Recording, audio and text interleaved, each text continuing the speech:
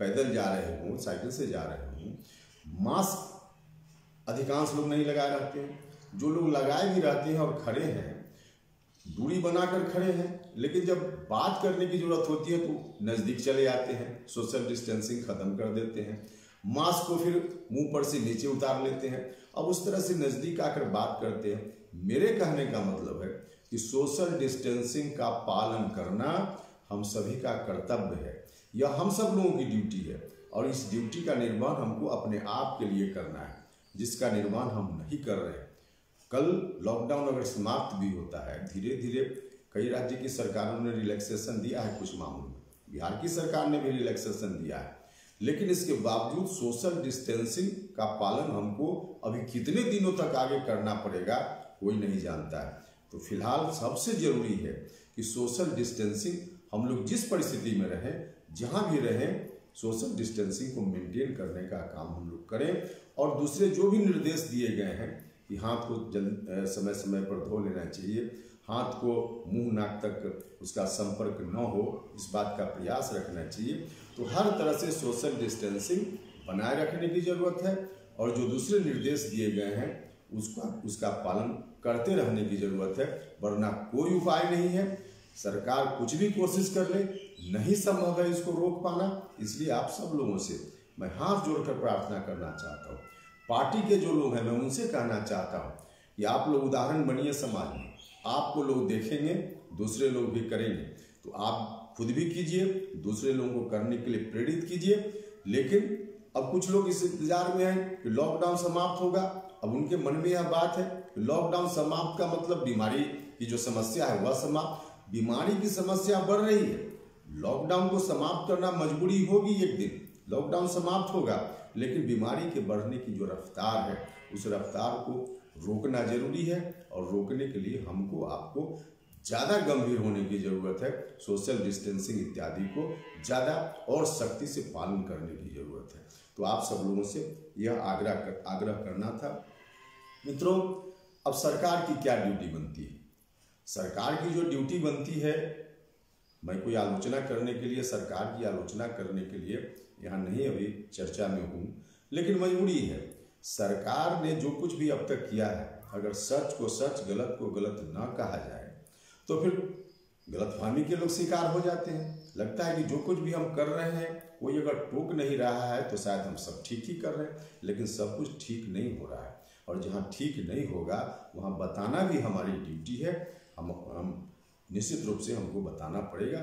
इसलिए हम सरकार से कहना चाहते हैं, अब तक आप लोग भी देखिए, अब तक जो कुछ भी सरकार ने किया है, चाहे भारत की सरकार हो या राज्य की सरकार हो, हम विशेष चर्चा राज्य सरकार के संदर्भ में करेंगे, क्योंकि यह हमारी ड्यूटी विशेष रूप से बनती है। तो जो सरकार है, एक तरह से खाना पूर्ति करने का काम चल रहा है इनकी ओर से। जो कोविड-19 के प्रसार को, फैलाव को रोकने की बात है, इस क्रम में भी, और इसके चलते जो दूसरी स्थिति उत्पन्न हुई है गरीब लोगों के साथ, भुखमरी का सवाल है, बाहर में फंसे हुए जो लोग हैं, मजदूर हैं, उनका सवाल है। इन दोनों मुद्दों पर राज्य की सरकार विशेष रूप से शुरू से ही खाना पूर्ति करने का काम करती रही।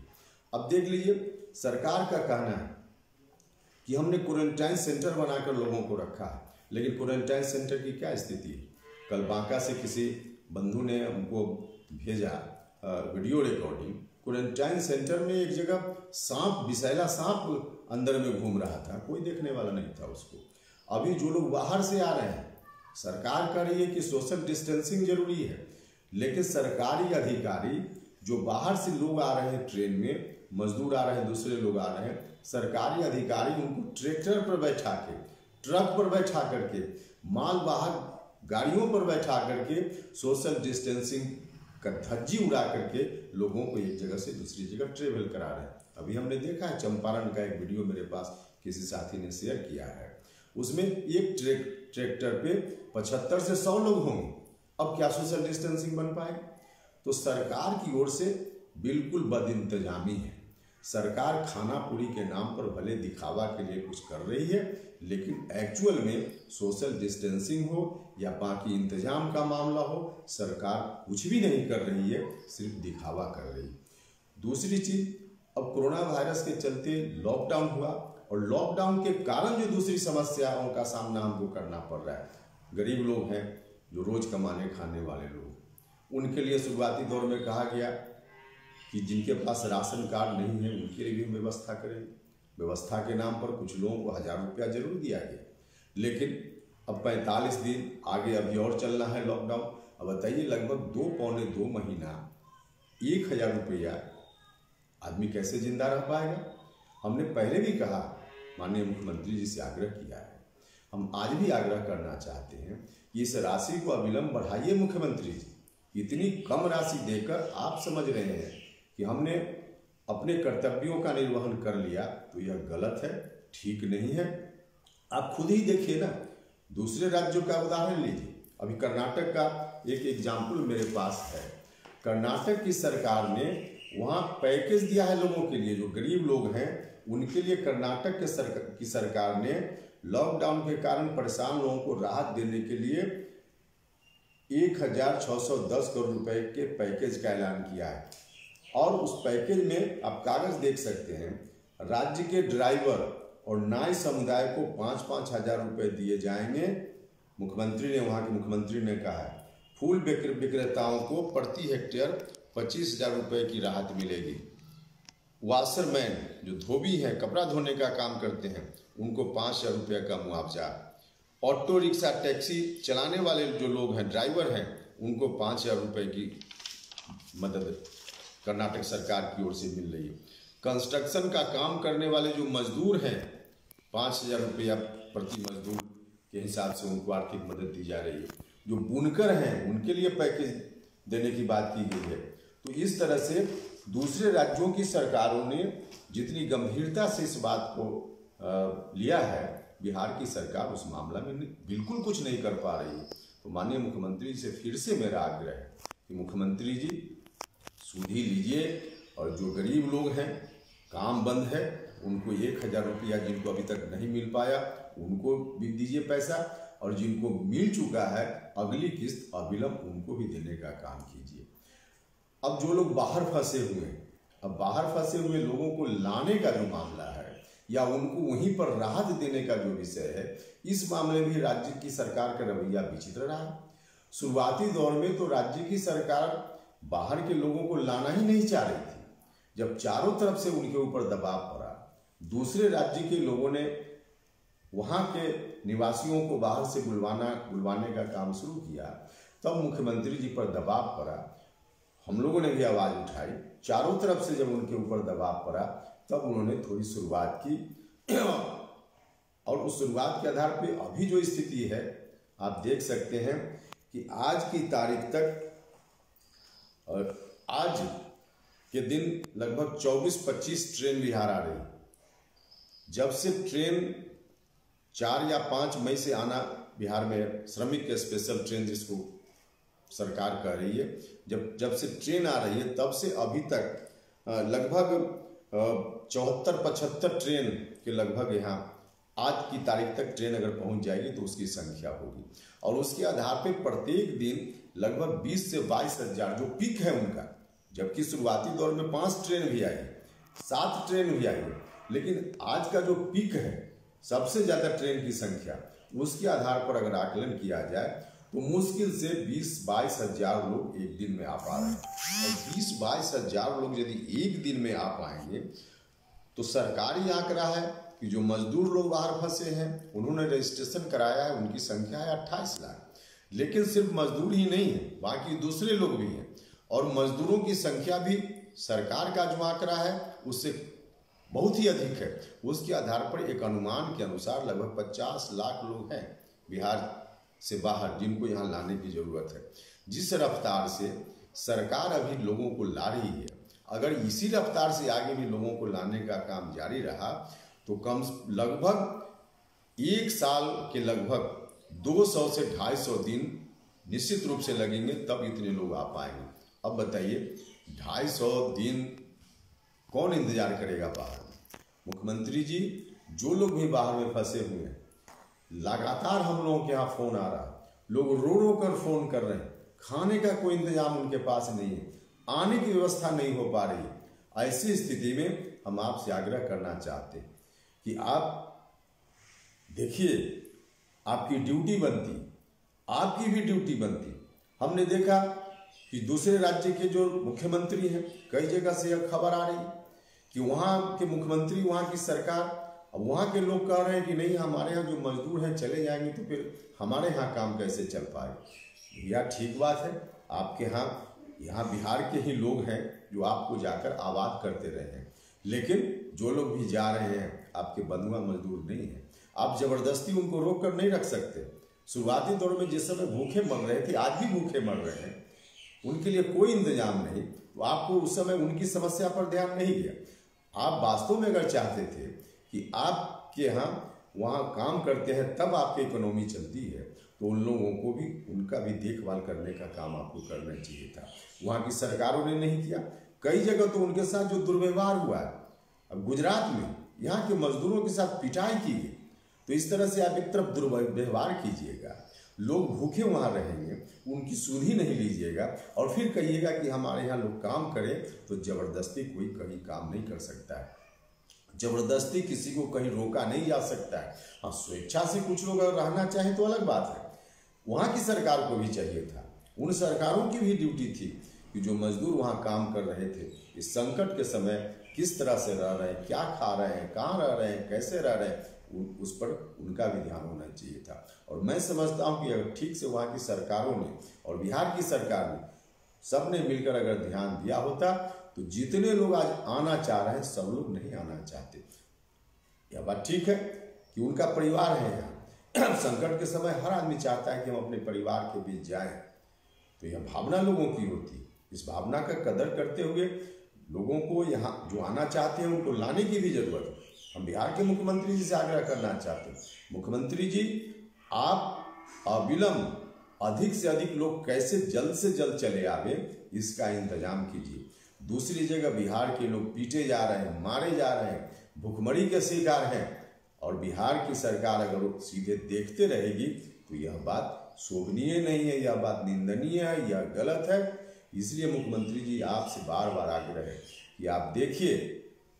और मैं आपसे भी कहना चाहता हूँ मुख्यमंत्री जी, दो तरह के लोग होंगे। एक, आज जो परिस्थिति बन गई है, इस परिस्थिति में तो सारे लोग बिहार लौटना चाहते, अपने परिवार में आना चाहते, लेकिन अगर शुरुआती दौर में आपने ठीक से ध्यान दिया होता, या वहाँ के लोगों ने ठीक से ध्यान दिया होता, वहाँ जिस कारण से लोग भुखमरी के शिकार हुए, अगर उनकी समस्या पर वहाँ ध्यान दिया गया होता, तो बहुत सारे लोग स्वेच्छा से वहाँ रहने के लिए राजी हो जाते।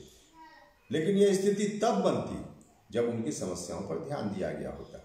आज आप जितने लोगों को लाने की बात कर रहे हैं, या जो लोग आ रहे हैं, ट्रेन में आ रहे हैं, जो लोग भी आ रहे हैं, मुख्यमंत्री जी, आपका जो सरकारी आंकड़ा है, उस आंकड़ा के हिसाब से आप जिन जिन लोगों को ला रहे हैं, एक व्यक्ति को यहाँ लाना ट्रेन से, उनको क्वारंटाइन करना, सेंटर में रखना, और उसके बाद फिर मेडिकल जांच इत्यादि करके उनको घर वापस भेजना, इतना काम में लगभग एक व्यक्ति पर 10,000 रुपया का बिल बनेगा।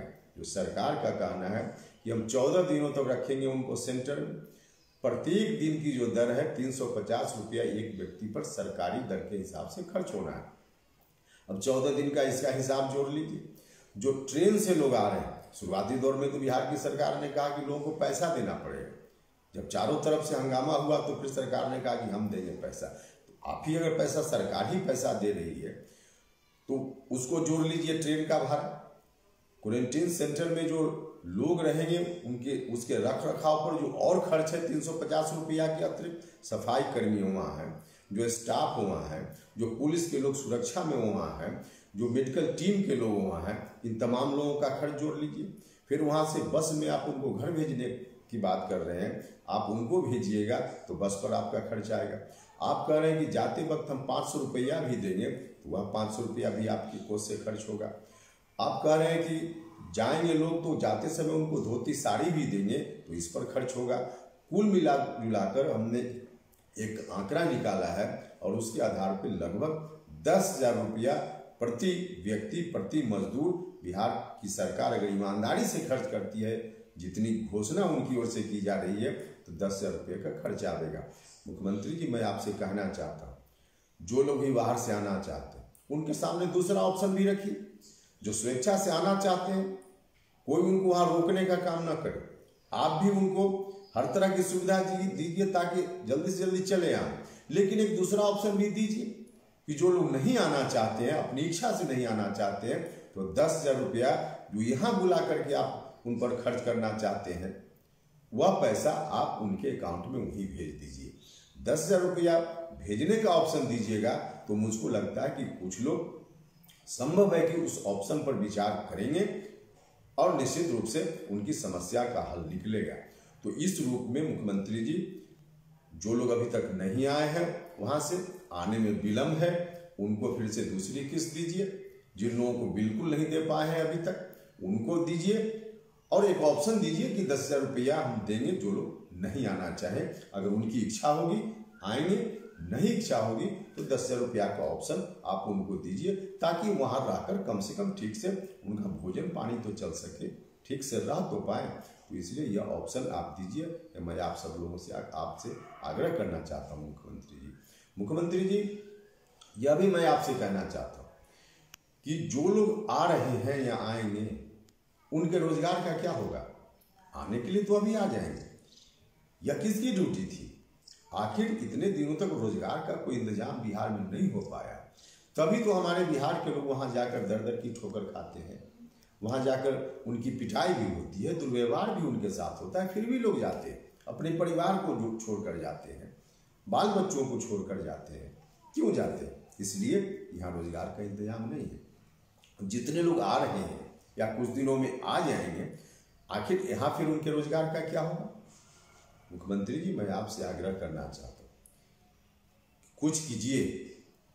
घोषणा आपने की है कि जो लोग आ रहे हैं उन सब लोगों को रोजगार मिलेगा। आपने कहा है कि उनके अंदर क्या ये स्किल है, हम उसका सर्वे करा रहे हैं। सरकार सर्वे कराएगी और सर्वे कराने के बाद जो जिस काम के लायक है उनको काम देंगे। क्या सर्वे करा के आप काम दीजिएगा? अब ये स्किल कोई व्यक्ति यहाँ से बाहर जाकर अगर होटल में काम करता था, हाउसकीपिंग का काम करता था, उस तरह की स्किल उसके अंदर है, आप यहाँ होटल खोलिएगा क्या उनको उनके स्किल के अनुसार उनको रोजगार देने के लिए? क्या कीजिएगा मुख्यमंत्री? वहाँ जाकर जो बड़ी बड़ी फैक्ट्रियों में लोग काम करते हैं, जो बड़ी बड़ी मशीनें हैं, उसके ऑपरेटर बन गए, सीख लिया है उन्होंने, तो उस बात का स्किल उनके अंदर है। अब सर्वे करिएगा और सर्वे करने के बाद पता चला कि वह व्यक्ति बड़ी मशीन चलाने के लिए दक्ष है, तो क्या फैक्ट्री कल आप खोल लें? क्या कीजिएगा? जो ड्राइवर वहां जाकर किसी की गाड़ी चला करके अपना परिवार चलाता था, टैक्सी चलाता था, ऑटो चलाता था, अब उनके स्किल को जान करके आप क्या कीजिएगा सर्वे करके? कल यहाँ उतनी गाड़ी उनको दे रहे हैं क्या आप चलाने के लिए?